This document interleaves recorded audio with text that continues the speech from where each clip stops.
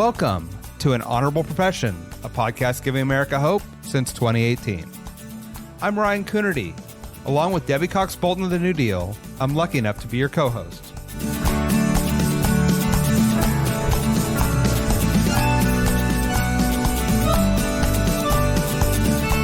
An Honorable Profession is a New Deal Leaders podcast. The New Deal is an organization that supports the next generation of American leaders.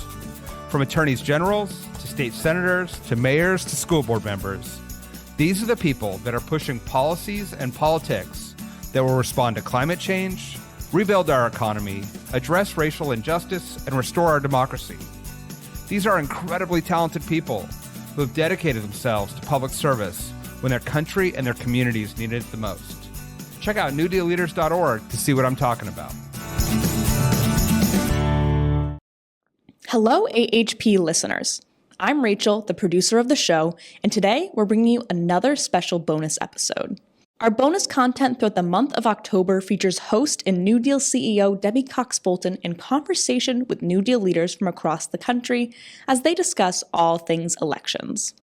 We're looking closely at swing states in the presidential race, as well as states with key state legislative races, ballot initiatives, and more. Today, we head to Nebraska to talk with Lincoln City Councilmember Tom Beckius. Now, Nebraska doesn't typically make headlines in an election year, but 2024 is something different. Councilmember Beckius recaps Republicans' unsuccessful efforts to change the way that the state allocates electoral college votes, a move that would have benefited Donald Trump, as well as the dueling ballot measures to protect and ban abortions in the state. This conversation will make you see Nebraska as a state to watch this November and remind you that there are gains to be made in even the reddest of states. Enjoy and tune in next week as we get an update from Delaware. All right, Tom Beckius, welcome to An Honorable Profession. Debbie, thanks for having me. Great to be here. It's so fun to talk to you. And I hope this is not insulting. It's like I don't always think of Nebraska on the top list of states when we're heading into a presidential year in November as a state that a lot of people are watching, but there's so much interesting stuff happening in Nebraska. So I'm so happy to have you on and finding yourselves in the middle of all kinds of national storylines. So there's three that I wanted to talk to you about. I thought maybe I would start with this idea that people may be familiar with, that a lot of attention has been on lately, seems to have subsided or resolved itself, but was this idea about your electoral college votes. And so for listeners who do not know, Nebraska is one of two states that do not do a winner-take-all electoral vote allocation. They do it by congressional district. And you guys have a congressional district, your CD2 in Nebraska, which sometimes in the last few election cycles has gone Democratic. And so there was this big effort, it looks like, to try to, the last hour, change the way that you allocate your electoral votes so that they would all go to winner take all, which would presumably go to the Republicans. So I'm just curious, a behind the scenes look at that. How did that feel to be on the ground? How did that resolve itself? I know Lindsey Graham came into your state to try to make a play for this. It's been crazy, I think. So tell me how it's been to be in the firestorm of all that. Well, I think it's such an interesting time as we see candidates try to grapple for every electoral vote that they can get. And like you said, you're right. Nebraska typically isn't at play, but our second congressional district, which is primarily the Omaha area, really can be at play during certain cycles. So, and like you said, Lindsey Graham came to visit. The governor of the state of Nebraska has really been pressuring our legislature to change that system to a winner-take-all system. But, in Nebraska, we're a little different. We're the home of the unicameral, the one legislative body for the entire state. It's a smaller group of people. It's only 49 senators that make up that unicameral system. We like our independence in Nebraska. We like that way of doing things, being just a little bit more independent. And so the ideology to try to change this, which certainly this is not the first time that Republicans have tried to change this method of assigning or designating electoral college votes. But certainly at the last minute, I think rightly so, it felt very targeted. There was, a very specific purpose to it. Thankfully, we had a couple of senators who said, we don't like this. This is not how we want to do business, especially not at this late hour of the game. Now, once again, I'm sure it'll show up next session, right? But at the very least, we wanted to make sure, Nebraska senators wanted to make sure that constituents in the 2nd Congressional District had their voice heard, regardless of who they decided to ultimately vote for. Yeah, that brings up an interesting question I had, which I was just really curious. Well, 2 things. One, it would have required a special legislative session, right? So it would have. That's correct. Had to come back in. So it was kind of, to your point, a big deal to kind of do this in a rushed way, maybe. But my question is, so this has been such an area of fascination for national political junkies. Like, are people in Nebraska aware of this? Are they following it? Do they care about it? Is this something that people got, interested in talking about on the ground? Oh, absolutely. I mean, this has been a topic of conversation for Nebraskans for several weeks, knowing that the governor was going to try to put this into play for a special session for this one particular issue. And so, folks up in Omaha take a lot of pride actually in preserving that opportunity. A swell of organic sign making has actually happened in the Omaha area, where folks are taking just plain white signs and spray painting a blue circle in the middle of it, known as Nebraska's blue dot, if you will. Folks are really proud in that 2nd Congressional District of saying, we're the blue dot of Nebraska. Omaha's a blue dot in a otherwise pretty darn red state. So there's a lot of pride in that, and a lot of desire for folks to preserve that. But like you said, depending on the election, that congressional district swings both ways. So really, it's up to the voters to decide, what really happens there. But the preservation of that vote, I think, is very important. Yeah, it's super interesting. I'll move on, but it's super interesting to me the whole idea of reforming the electoral college comes up occasionally, and whether we should go to a winner take, whether we should go to a popular vote system of electing our president. It's an interesting example of these people who are in one congressional district who don't always vote the same way that their whole state does, saying, hey, we want our voice heard. And I think it's actually just kind of an interesting microcosm of the whole conversation about whose votes counts and how we vote. And I wonder if that will come into play after post-election, Yeah. And, it's I think for those of us who are blue but living in a red state, I'm in a different congressional district than Congressional District 2. I've never had my popular vote actually turn into an electoral college vote in my lifetime, voting in the state of Nebraska. So that particular preservation of having that the system that's not assigned winner take all, but follows the federal delegation system, is really unique, and I think really provides an opportunity for voices and votes to be heard.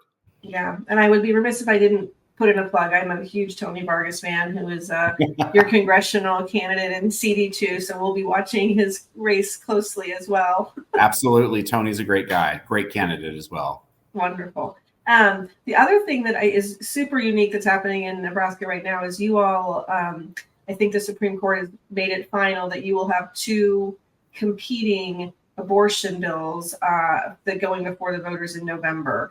And I think that is just so fascinating, right? We've seen this wave of, since the overturning of Roe, in states across the country. And frankly, every time it's been on the ballot, no matter where it was, even some very ruby red states like Kansas and Kentucky, that you're well aware, have voted for abortion rights. And so here we have the very first time ever you're going to have 2 initiatives on the ballot at the same time, right?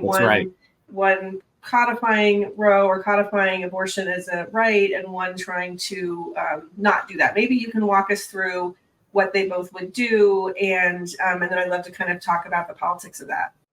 Sure, absolutely. So as you mentioned, you're absolutely correct. I believe Nebraska is going to be the first that's going to have 2 competing issues on the ballot relating to abortion. One which restricts abortion, and one that actually removes the current ban that we have in place. And so those are 2 competing, and the ballot issue with the most votes is the ballot issue that wins. And so what is really unique is the educational component that's going along with this, because it's a lot more complicated, and that's surely by design, right? So, so just educating voters, I think, is really what folks are really working on right now, because it's going to be a little confusing to an average voter, because it's a no on one, a yes on the other, depending on your point of view, regardless.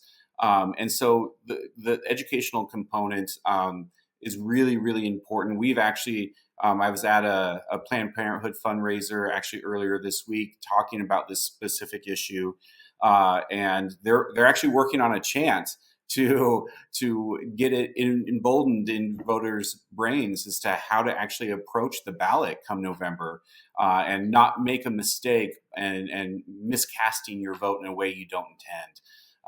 And so, it'll be interesting to see if depending on what happens in Nebraska with these two competing measures, is this then an approach that moves forward in other states as well, in order to maybe confuse voters and or offer voters, I guess, in some way, a distinction between the two ballot measures, one being more restrictive than the other, but both enshrining some choice, albeit a very limited choice at that. I don't want to put you on the spot, but what's the chant? That's a great question. A lot of people point to Kansas, right, being our next door neighbor. But Kansas was a different setup, an up or down vote. I don't know. I mean, I would like to think that sort of in that Tim Walz point of view of mind your own damn business, that Nebraska voters will go that way. Time will tell, though. Yeah, but I do want to spend a second on the confusion part, because I'm also sitting in a state, California, that is very heavy on ballot initiatives. Yes. We've had multiple in my lifetime competing ballot initiatives, and I was actually, in prepping to talk to you, I was trying to get the names of both of them, and you'll correct me if I'm wrong, but like one is Protect Our Rights, and one is Protect Women and Children. Is that That's right? correct. Yep. And it's very confusing, right? What does that mean, right? It is confusing. And the Protect Our Rights 439 is the more freeing option for women in terms of reproductive health care. And so that's the one, obviously, I'm working to help get across the finish line. But once again, as you know, sitting in an area, jurisdiction that has a lot of ballot measures all the time, on some level, confusion is the name of the game. And so we have to make sure that voters really understand and hear the messaging correctly, so that they know when they get to a ballot box how to make their voices heard. Yeah. And what is the sense about driving turnout, right? I mean, so we're looking at, there's a lot of abortion measures on the around the country that right now, mostly put on by abortion rights activists and people who want to both, most importantly, make sure abortion is accessible and legal in their states, but also then it hopefully will have the impact of turning people out to vote in other races. Do you have a sense of like, are people really determined to vote on one side or the other, or do you feel like this is a separate thing from kind of all the other the other races? I think that, the front page of my local newspaper this morning talked about the sky high number of mail-in ballots that have been requested, right? So that's an amazing, I think, indicator as to where we're going. But the one thing that I think that people maybe don't think about so much, especially here in the Midwest, is that while we might have our own opinions and value systems and what have you, sometimes those aren't as frequently talked about as other issues are. And I think that that's I think that can be indicative of just how we approach politics, generally speaking, but also I think it's also indicative of wanting to, once again, mind our own business, not get involved with our neighbor's business. Sometimes I think that can make life a little harder to predict outcomes, right?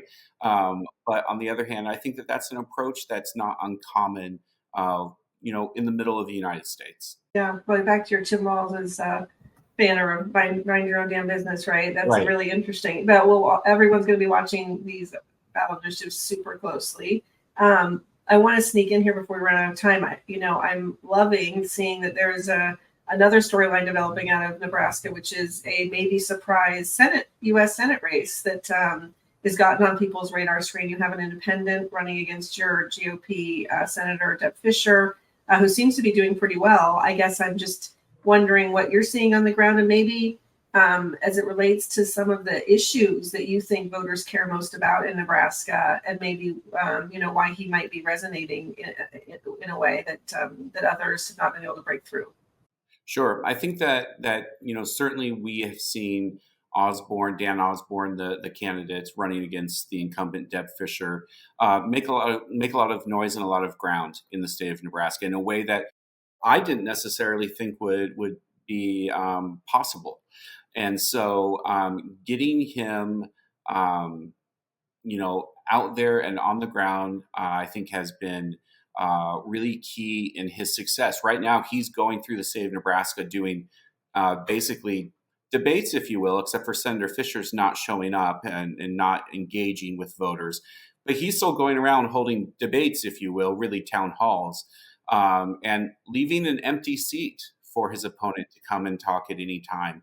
And I think that it's I think it's part of a larger picture that if you don't have to show up and talk to constituents and talk to voters, I think it's becoming more and more commonplace that people just won't, if they feel like they're in a safe seat, or they don't feel like they need to do the work, if you will, of talking to constituents. And I think that Dan has gone and flipped that script a little bit and said, I am here and I am coming out to talk to you. And I think that has helped him tremendously. I still think he has a hefty uphill battle, for sure. And so, but I think that simply showing up for folks, I think goes a long, long ways. And I don't think that has ever changed in politics. Yeah, well, I couldn't agree with that more. Maybe I'll just end with Tom, as you think about kind of the general political landscape in your state, and what and even what you work on in your local office. What are you hearing and seeing as kind of the top things that are on people's minds in Nebraska? Oh, I think not unlike other places across the U.S., housing. I work in construction and real estate. That's kind of my bread and butter in terms of my day job, if you will. But it's exciting to see that conversation elevate more and more to a national level as well, because I think we have to find solutions to housing. I think that we are, as seniors continuously decide to age in place, of not freeing up other units that might go to families and what have you, as we are hitting problems with construction financing, material costs, things like that. The number one issue that I'm talking to constituents about is housing, and not necessarily affordable housing with a capital A, but housing affordability. How do we get people who are young professionals moving in our community that, are educated and have good jobs and good degrees, but yet are priced out of a starter home in our community? How do we address that issue? They're not qualifying for affordable housing subsidies, or their area median income is far too high to do that, but they're also not able to get into that first time starter home, which, as a local city councilman in a city, I want people to buy homes in my town, because that's how I get them to stick, especially those young educated professionals that I think every community is really vying for, right? So I think home ownership, it solves a lot of problems, not only for the individual, but also for the broader community as a whole as well. Yeah, well, thank you for that. I can't thank you enough for coming on and sharing a little bit what's happening in Nebraska. I'd love to have you back on the show again to talk a little more about your priorities, but thanks for giving us a view of a state that's suddenly finding itself kind of front and center in national political minds this cycle. That's right. Well, thanks for having me. Good talking to you. An Honorable Profession is a New Deal Leaders podcast. Thanks to the team at NewDEAL for producing this episode. We encourage you to bring honor to public service, and because we keep things honorable, no tax dollars are used in the making of this podcast.